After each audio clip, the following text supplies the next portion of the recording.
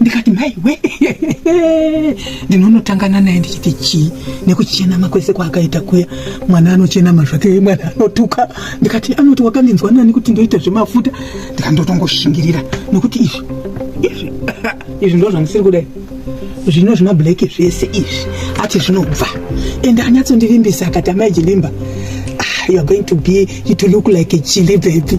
So harikatuni apa ati iyi ndio sipo yangu kai ndoda kuizora ndoda kuona kuti zvinonyatsoita sei. Yes apa handiti tumira temu ndaibata ndonyatsoizora akatinzwa nice. Yes andinonyatsosokota waya mazibleki aya ini handiidikani asi kutomboda andiitira zvakanaka. Unoziva Felika, she's so kind. Lotion yebody yes watowa kwikwidzi chete vanoti tiso wachona maama 2000 body yes chichivhura kakamu china kakamu.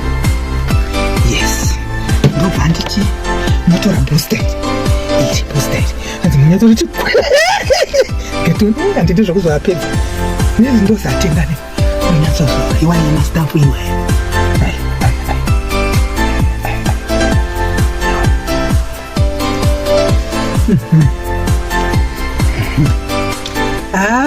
anochenama zvake asi agadzira makanda evanhu.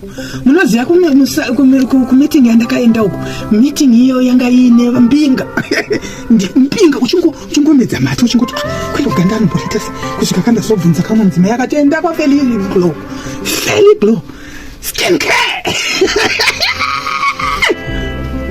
Zimbabwe inondiguta, Zimbabwe ichandiguta. Yes ndine kuti papinde utachiona ndozopedzisira kuti ndinyatsoita skin shiny skin.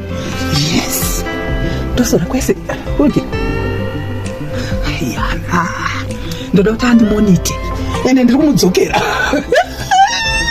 ndichinyatsomuratidza kuti una mararira andaita nhasi.